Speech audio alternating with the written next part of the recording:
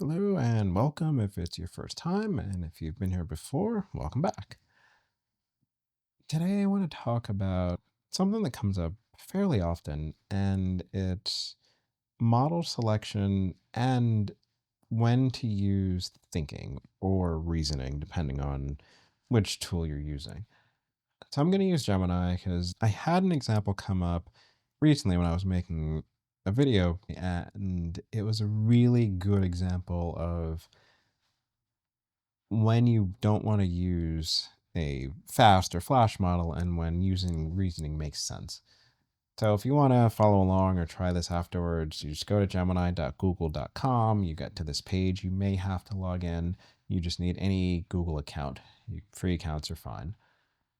And so what I did, basically I had someone asked a question on if you could make images and flashcards in a different application, and the answer was no, but I wanted to see if I could do it in Gemini.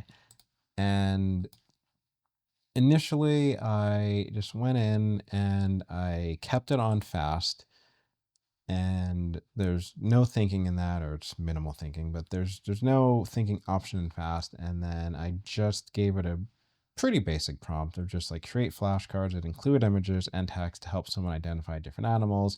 Be sure to include a llama. And it gave me this, and it wasn't what I wanted.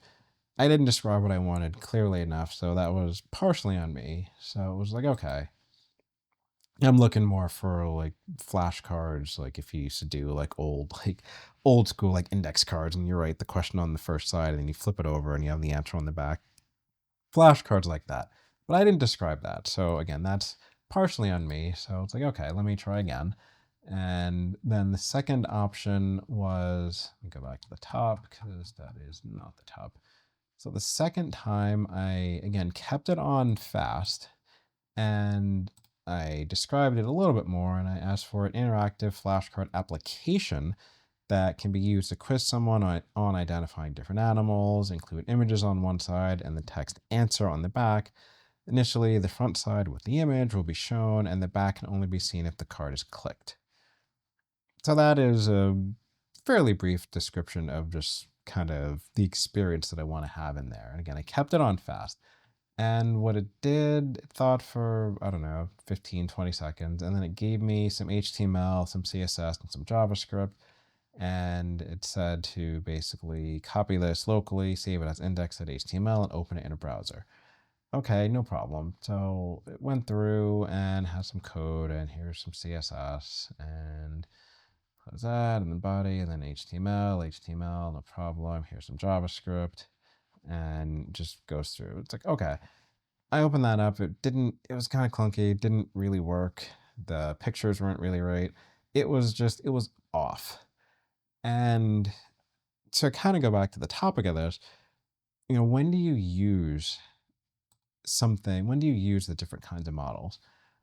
The way that Gemini is set up and most of the other popular applications, so ChatGPT is definitely set up this way, Claude is set up this way, Perplexity is kind of different, but like we'll just say Gemini, ChatGPT, and Claude, they are set up so that most tasks, most of the time, can be answered with their lower models. Gemini, it's fast. With ChatGPT, it's instant, and then with Claude, it's haiku.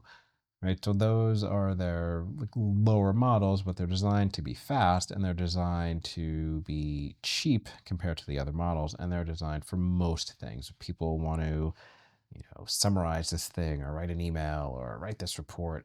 Those types of things, those models are fine. They work really well. They're very cost effective. You can get a lot of generations, etc.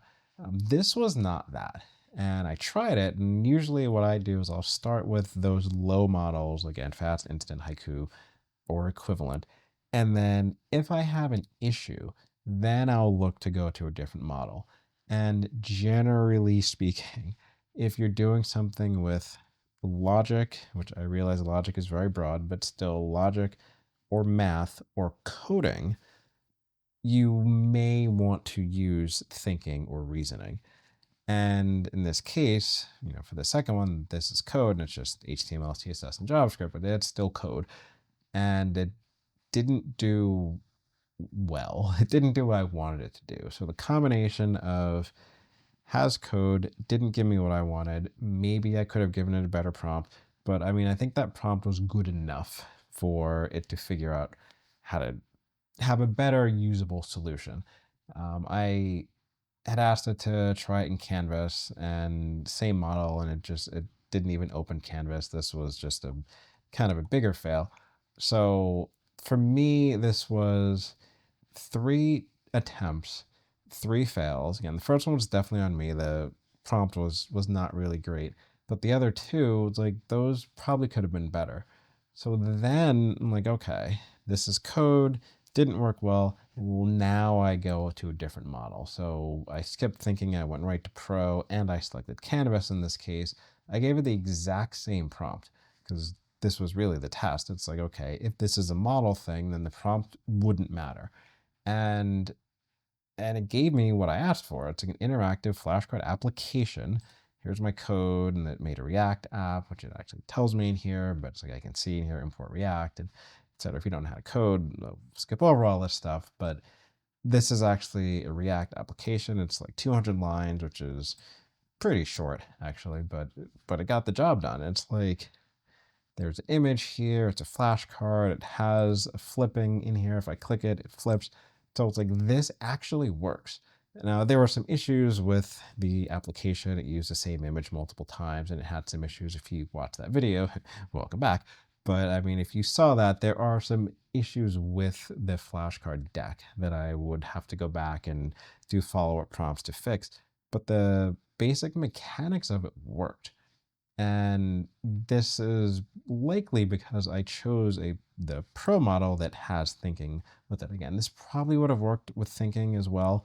I just kind of went to Pro for whatever, but it probably would have worked with either of them. In this case, I used Pro, but the main premise here is if you start with the models that they are designed to have you start with. So in Gemini, that's fast. Again, ChatGPT, that's usually instant. Claude, right now, it's a haiku model. You start with those for most things, unless it's something that you've done a lot and you know that this has to be a thinking model. Again, almost always it's something with logic, something with math, or something with coding. Those are very, very broad domains. I get that, but those are like the 3 high-level use cases for some kind of thinking and reasoning. But those aren't the only cases for switching to different models. But again, the question comes up all the time. And because this just happened to me, while making a video and answering a question, it was just like, this is a good opportunity to point out, hey, here's how I actually go through this. So if that was useful, and if that's something that you kind of struggle with, I would suggest looking at it through that lens. And I have mentioned this before, and you can always choose your path and how you do this stuff, but I strongly recommend against just always coming in and always going right to Pro or always picking the higher model. Because this Gemini makes it kind of easy for you. Like Gemini calls the model fast. If you always pick Pro, it will take longer. The whole thinking process, it takes time. So Pro generations are almost always longer than fast. And usually if you're doing something simple, you don't have to wait 5 minutes to do a quick summary that it could do in 10 seconds. So the higher models are almost always take longer. They almost always cost more. And I get that if you just have a subscription, like a monthly payment, you pay the same thing either way, but you will see the extra quote unquote cost in having fewer generations. So like if you're using Pro all the time, maybe you can only do, I don't know, 50 prompts per day, where if you're doing fast, you could do 150. Maybe you don't prompt at that scale, so you don't care, but maybe you do and you get cut off, whether it's images, whether it's text, videos, music, whatever. If you get cut off sooner than you want, it might be because you're picking a higher model that costs more, and they recoup that cost on the subscriptions by giving you fewer generations each day. And then The other issue with just always going to the pro model or always going to a model with thinking is kind of like people. If you think about something too much, you can overthink and go to the wrong answer. The models work the same way. Like if you have something that doesn't require a lot of thinking and a lot of reasoning, the models will just do a bunch of reasoning and they'll question everything and they'll question it again and then question it again. And they actually may end up giving you a wrong answer because they thought about it too much. So usually you start with the lowest, fastest model, try what you're doing. If it works, great, you're done. If it doesn't work, and you have math, logic, or coding, then you go to the next model up. And over time, you'll start to see which types of prompts are just better for each type of model, and then you can just adjust that way. Hopefully, some of that's helpful. We'll see you next time.